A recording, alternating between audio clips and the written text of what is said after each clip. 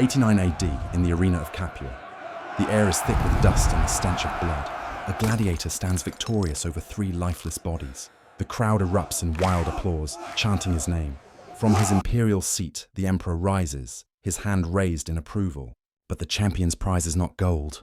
It is not freedom. What he receives instead is a woman, a Dacian prisoner, chained, trembling, dragged before thousands. She is led below the arena, into the labyrinth of tunnels and chambers that run beneath the sand. This was not scandal. This was not crime. It was custom, a Roman tradition. The reward they called victoria carnalis, the carnal victory. The poet Juvenal wrote of it in Satire 6. Suetonius recorded it as administrative fact.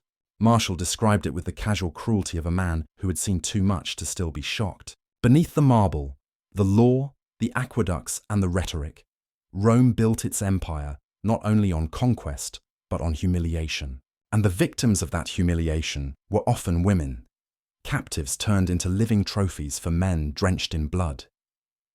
Across the empire, from the 1st to the 3rd century AD, over 250 amphitheatres hosted these spectacles.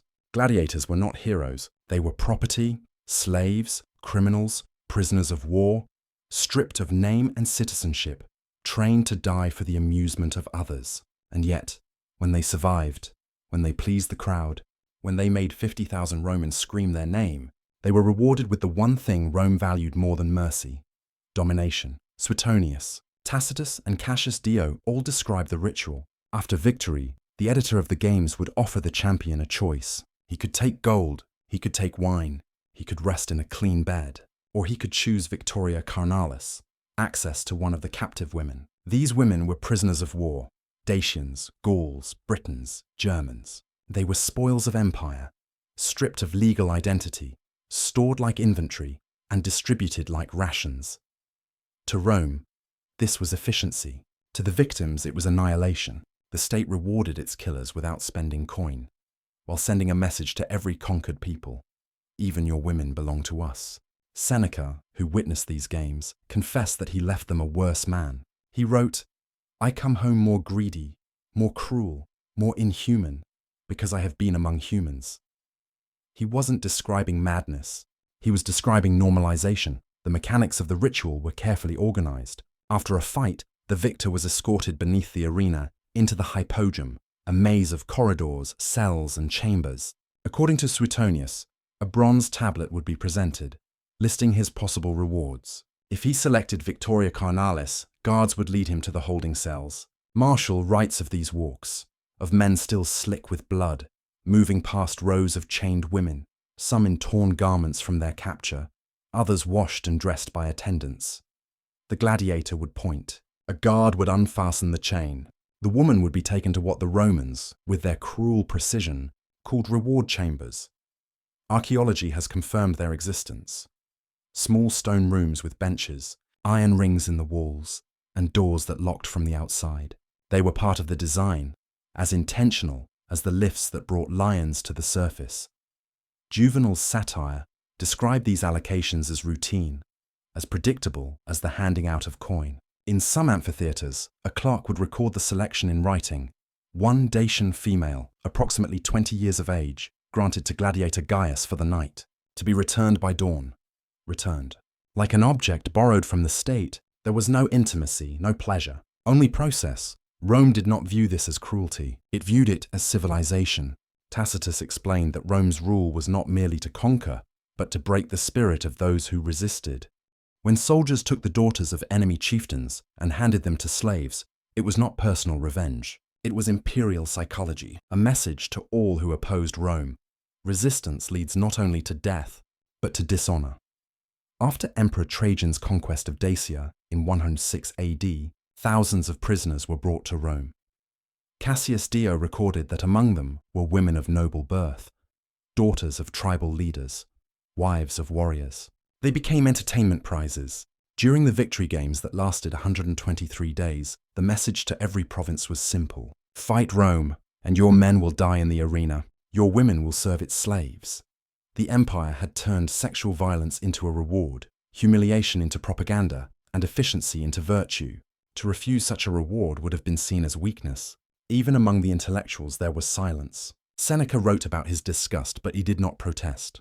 Martial mocked Rome's hypocrisy, but accepted its inevitability. Juvenal's satire dripped with moral venom, but he too was a product of the same system. The power of Victoria Carnalis went beyond the gladiator. It involved an entire society of participants. The arena staff maintained the chambers, prepared the captives, cleaned the rooms, and ensured privacy. Privacy not for the women, but for the illusion that this brutality was separate from the spectacle above. Guards stood outside the doors, not to protect the victims, but to ensure no one interrupted the reward. Every act was recorded, every participant accounted for. Even the supply of captives was bureaucratized. Military records describe how women captured in Germania, Britannia, and Dacia were processed through camps, catalogued, and sent to cities with major arenas. The procurator of the games oversaw distribution, working with provincial commanders to ensure a steady flow of human inventory. When wars slowed, Suetonius notes, arena managers complained of shortages. The empire's entertainment system depended on conquest to function. This was not the chaos of cruelty, it was the order of it. Rome had built a machine where suffering was predictable, regulated, and justified. In time, the horror became invisible. Citizens watched, applauded, and then went home to dinner. Seneca described fathers bringing their sons, mothers bringing their daughters, and no one objected. To question the emperor's games was to question Rome itself, and to question Rome was treason. Tacitus records the case of Senator Marcus Valerius, who dared to ask whether these practices aligned with Roman virtue. Within a month, he was exiled. His family stripped of property. He died forgotten, an example to all. Suetonius mentions that Emperor Claudius executed 3 citizens for leaving the arena during executions. Leaving implied disapproval. Staying meant safety. The citizens learned to stay, but sometimes even Rome went too far. Under Emperor Commodus, the ritual reached its grotesque peak. Commodus loved the games. He fought in them. He expanded Victoria Carnalis to include not just prisoners of war, but Roman women, daughters of senators, wives of nobles. Cassius Dio recounts how guards came to seize the daughter of a senator named Quintus Pomponius. Her father resisted. They killed him in his doorway. That night, the senators plotted Commodus's death, not out of morality, but self-preservation. On December 31st, 192 AD, Commodus was strangled in his bath. The system he embodied did not die with him. A generation earlier, during Nero's reign, cruelty had turned into theatre. After the Great Fire of Rome, Nero blamed Christians. Tacitus describes their punishment: crucifixions, burnings, and assaults in the arena. Even among those who despised the Christians, there was discomfort. Martial, who witnessed the spectacle, wrote that the punishment exceeded justice. For the first time, parts of the crowd turned away. Some tried to leave. Nero's guards sealed the exits. No one would leave before the emperor. The audience sat in silence, trapped between fear and revulsion. For one brief moment, Rome saw its reflection and did not like what it saw. But the moment passed. The games resumed. Rome had perfected complicity. Gladiators were forced participants. Citizens were willing spectators. Philosophers intellectualized their guilt. Everyone had a reason to stay quiet. And so the machinery continued.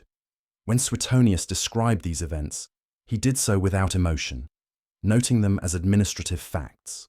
Martial's poems mock the system's hypocrisy, yet never call for its end. Juvenal denounced Roman women for moral corruption while ignoring the women whose bodies were used as tools of power. Tacitus came closest to condemnation when he wrote that some punishments exceeded justice. It was the softest rebellion language could offer in a world where outrage was treason. Centuries later, Cassius Dio would look back with something approaching judgment. He wrote that such practices inflamed rebellion in the provinces and created martyrs among the conquered. His concern was strategic, not moral. What worried him was not the suffering of victims, but the empire's loss of efficiency. Rome did not see itself as evil. It saw itself as rational. The carnal victory was not perversion. It was policy. The empire believed cruelty was proof of strength and mercy a sign of weakness. When the arenas finally closed in the 5th century, after 400 years of games, an estimated 400,000 people had died. For centuries, the citizens of the world's greatest empire had watched blood and suffering and called it entertainment. They had turned horror into routine, brutality into bureaucracy, and slavery into theatre. The German philosopher Hannah Arendt once described the banality of evil, how great crimes are often committed not by monsters, but by clerks, functionaries, people doing their jobs. She could have been describing Rome. Its cruelty was not impulsive. It was scheduled, documented, and filed away. Rome's philosophers recorded it. Its poets mocked it. Its historians rationalized it. None stopped it. Suetonius saw it as fact. Martial saw it as irony. Juvenal saw it as satire. Tacitus saw it as tragedy. Seneca saw it as reflection. Not one of them saw it as changeable. And yet, buried within their words lies an unspoken truth.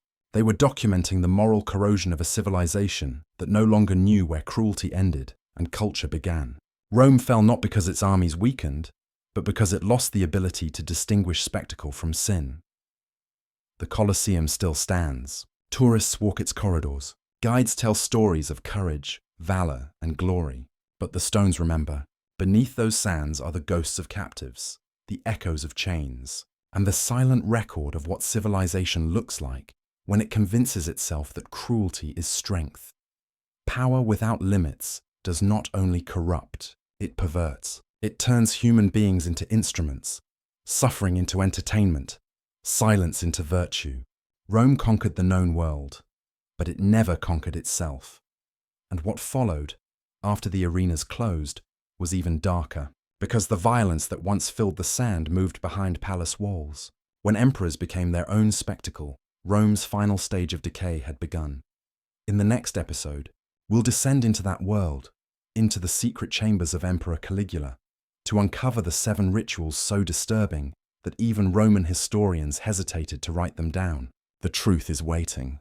Click now and step deeper into the empire's nightmare.